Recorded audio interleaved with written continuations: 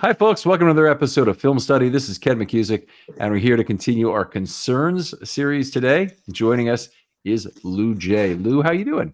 I'm I'm doing great. How are you? I can't complain. I first time on the show, and I always like meeting new people this way. We had a little bit of time to talk in the production meeting. I'm sure we're going to have a lot of fun with this topic tonight. So, your concern for the 2025 Ravens is what? My concern would be John Harbaugh. I think we are a very talented team. There aren't a lot of holes, so there aren't a lot of issues to really point out. But if I had to pick one, I would say John Harbaugh. Okay, well, fair enough. Now, we talked a little bit about this in the production meeting, and one of the things you initially started talking about was the 2019 Ravens playoff loss. So why don't you talk us through that and why that concerns you related to John Harbaugh today? Yeah, absolutely. One of the issues that I have with John is I feel in some of the biggest games, he has a tendency to kind of tense up. He has a tendency to sometimes go away from the run early in games where it's still a close game, it's still a one possession game. I think John has a tendency to kind of get uptight in some of those really close, important games. Okay, so abandoning the run was kind of a common thread that gets pointed to in some of the playoff losses. I think we'd agree. So don't know that I'd put that in the category for Buffalo last year. They ran the ball very effectively. They passed the ball very effectively. When they needed to pass the ball down the field, they did. They just couldn't stop giving the ball away. was really more the problem, which I wouldn't personally pin on John. Yeah, now turnovers are definitely a concern. And while I feel like Buffalo wasn't the most egregious example of going away from the run, I could point to the 2023 AFC Championship game versus the Chiefs. I think we only had 6 carries by the running back in that game. That was a close game. That was a one possession game for a good portion of the game, and we kind of abandoned the run, and it felt like we were kind of chasing points early in the game when there was still a lot of time left on the clock. Okay, so that's a kind of another. Why don't we put that in the parking lot for a second? Because I think Okay. the points and going on fourth down and whatnot is certainly something we want to come back to. But with regard to the run in the Chiefs game, it's a commonly said thing. They didn't really trust Gus Edwards the way they should have in that game. They had an opportunity certainly at home. I think Lamar still ran a number of times in that game. Is part of this, that certainly was true in the 2019 game against the Titans, that Lamar ran for a lot of yardage personally. The Ravens had hmm the ball for a long time, but it just wasn't the running backs. Right. I think that the run game can open up the pass game a lot. I think the run game kind of keeps the opposing defense honest, and I think that we have a reputation that when we get down, we'll go away from the run and we'll be one dimensional, and I think that makes us very easy to defend. Um, a lot of Lamar's runs, especially in the Tennessee game, was kind of him dropping back and scrambling. So those weren't necessarily run calls. If Lamar had a lot of rushing yards and it was from RPOs, that could possibly be different. But when it's Lamar dropping back and scrambling for a bunch of yards, I think that would still classify as going away from the run game. Okay. All right. Well, that's fair enough. I would agree. The scrambles aren't necessarily what it is. I also would say that when you're forced, if you get behind and you're forced to pass, that's kind Mhm. of everybody's weakness. Is you become one dimensional and you have troubles. Absolutely. It's it's kind of a unique a problem that's not unique to Harbaugh. It's a very general problem that they get by, and also I'd say not a general problem of the Baltimore Ravens, that they generally have played with the lead a lot during the Jackson era.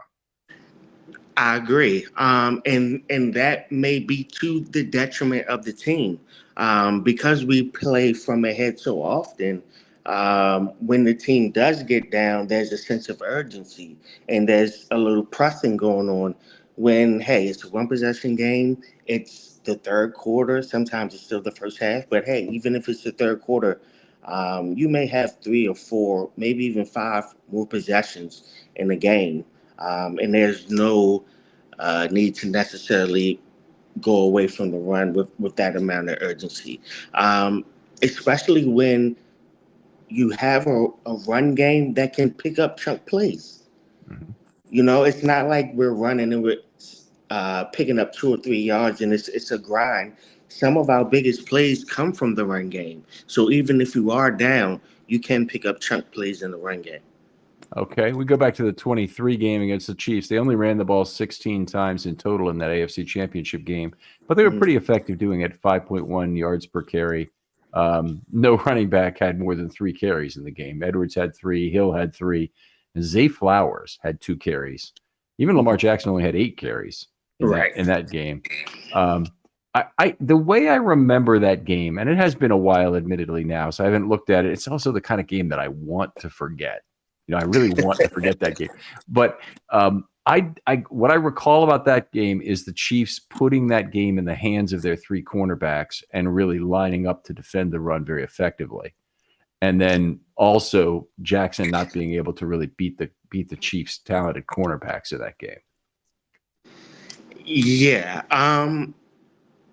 The Chiefs definitely had a very talented defense. That was a very good defense. They had McDuffie and Snead at the time, Mm-hmm. so that was two very strong corners. And I think at that time, I would say maybe Zay was probably the only one that was really up for the challenge that day.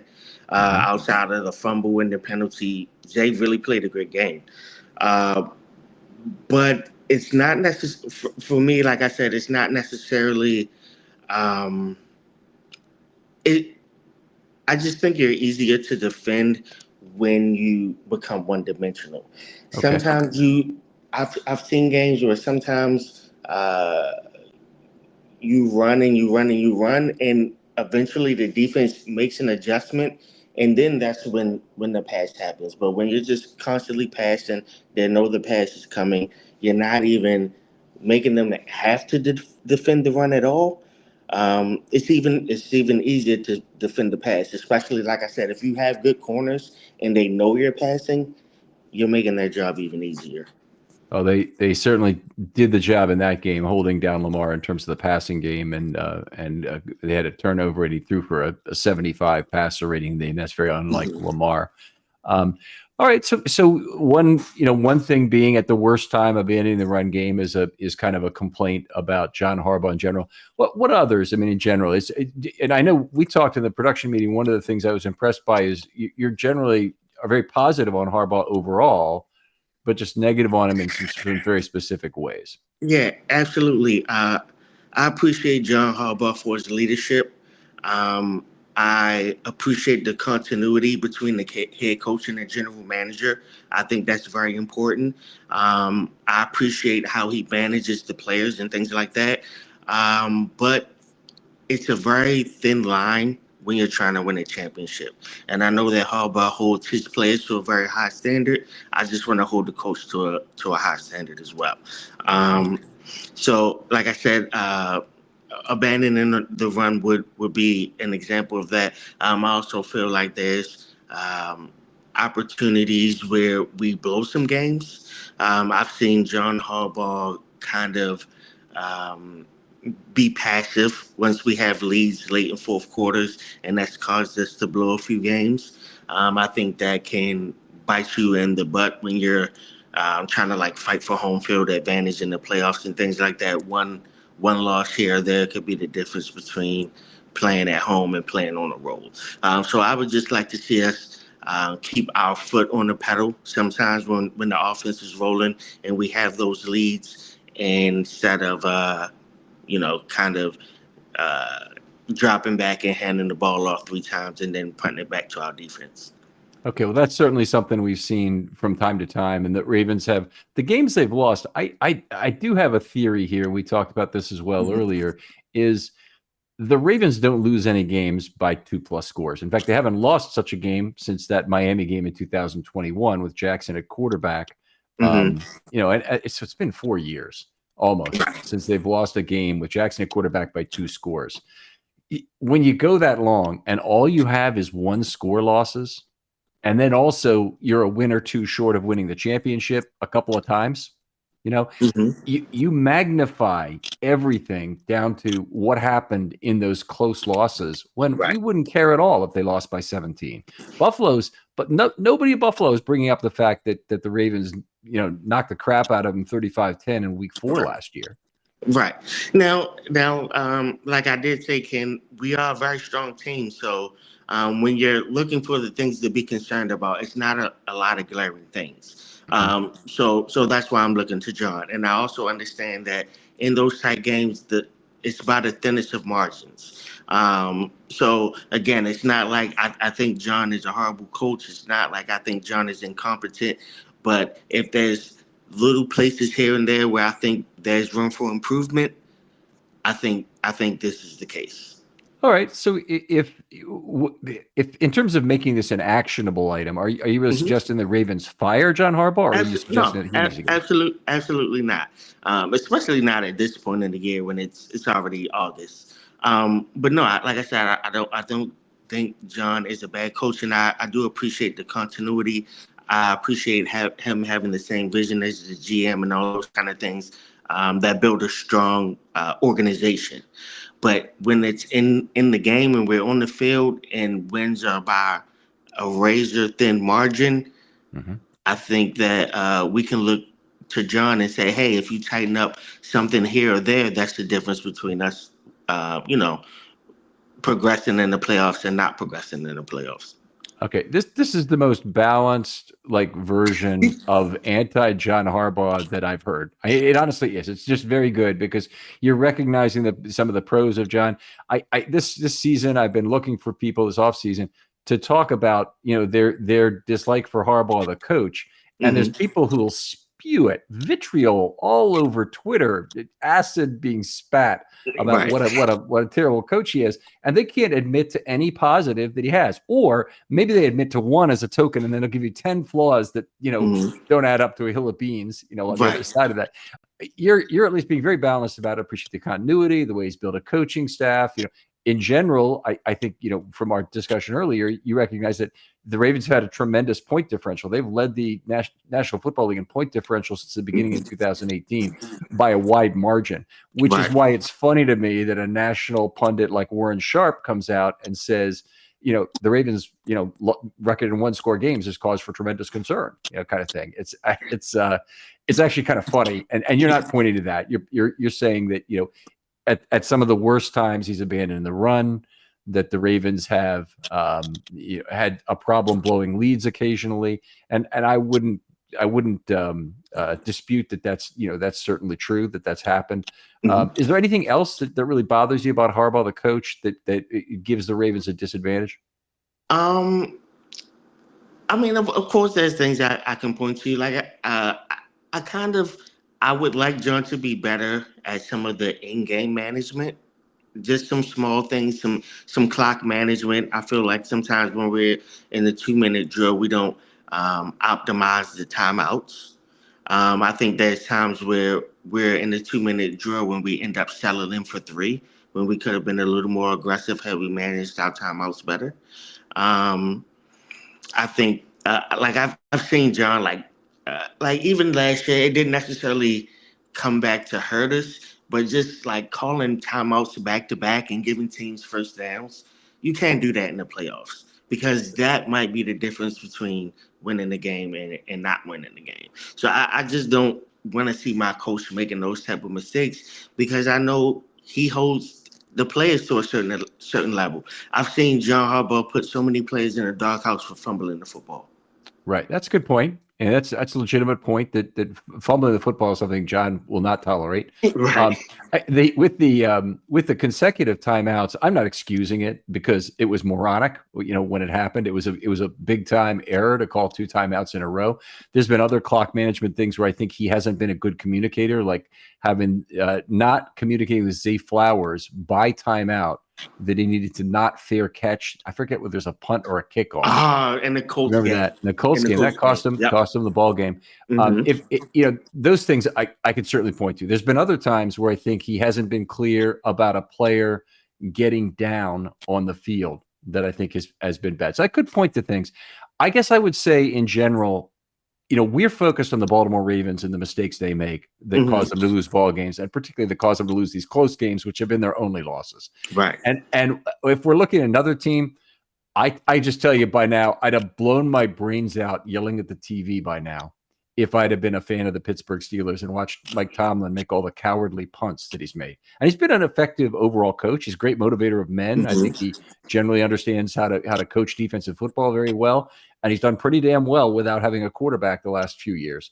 But the fact of the matter is that the number of 4th down cowardly punts he has would just I'd be have an aneurysm by now watching that. I think, well, first of all, I think Tomlin is an above average coach. I would call him a good coach. Do you think his quarterback situation has played into him playing to his defense, which is his strongest side of the ball? I think he does play to the defense, and I think to a level that I could not accept. I can't accept it as a mathmatician. Let's put it that way. Okay. And mathematicians generally are not impressed with the aggressiveness of head coaches. In fact, I would say in general, head coaches have a currency they wager in on 4th down that basically tells them, if I miss it, I lose twice as much as if I make it, and it causes them not to take gambles that they should. And Harbaugh has been one of the really good coaches at adapting to the new math of pro football and doing well with that. The other one was Staley, who was out of the league pretty quickly. So, and I do agree with the analytics. I'm pro analytics, but I also think that you have to put those numbers into context. I think one of the biggest reasons Haley is fired is for going for it on the 4th down and failing. I think that played heavily into him not keeping his job with the Chargers. But for an example, even going back to that 2019 game, I think we kind of spoke on this earlier. While I am pro analytics, I think sometimes you have to take into consideration, hey, I'm playing Ryan Tannehill, a 9-17 on the road. I'm at the 50-yard line. Even if I get this 1st down, I'm not in the red zone. So if I don't get this 1st down, I'm giving an offense that I don't necessarily fear the ball at the 50-yard line, and now they only need to make one play to put points on the board. So I am pro analytics. Like I said, I think you definitely have to look at your opponent. You have to look at the situation. And I think that, in hindsight, we can look at some of those situations and say, hey, it may have been better to take the 3. It may have been better to punt the ball and make them go 80 yards. But of course we have the outcome now, so it's easy to say that. Yeah, it is hindsight is 2020. But Lou, I really appreciate you coming on. You do a very good job of presenting this, and the main thing is you don't get upset about it in either direction. So I really appreciate you coming on and give what I think is an extremely balanced and fair criticism of John and some of the things he doesn't do well. Tell folks where, if they want to talk with you football online, they can do that. I have a Twitter. I'm mostly Ravens content. You can follow me at OG_Goldmouth on Twitter. All right. Thanks, Lou. And we'd love to hear from others of you on this concern series. Hit me up with DMs are always open on Twitter. I'd love to hear what your biggest concern is about the Baltimore Ravens. I had in 10 minutes, I asked for this on Twitter. We got 17 different concerns. One of them, was like not committing to Mike Green soon enough. And so it's, I don't know how that's going to happen or why that's a concern to happen, but there's a lot, there's some good ones in there. And I think we have such a good football team right now. We're looking at our team with a 40x magnification to find the little cracks in what is one hell of a team this year. And I'm really excited to see how the season plays out. And I bet you are too, Lou. Yeah, absolutely. I think this is one of the most talented Ravens teams I've ever seen, just from a top to bottom, from a depth perspective. And then you add Lamar on that. I think everybody is kind of anxious because they feel like we have a team that's good enough to win. We have actually another concern episode that is exactly encapsulated just what you just said, is how everybody's so nervous about this football team that they can't enjoy, whatever the results are, because they're going to be so on edge about what's coming up. Yeah. Lou, I really appreciate you coming on. Thank you. I appreciate you having me, Ken. And we'll talk to you next time on Film Study.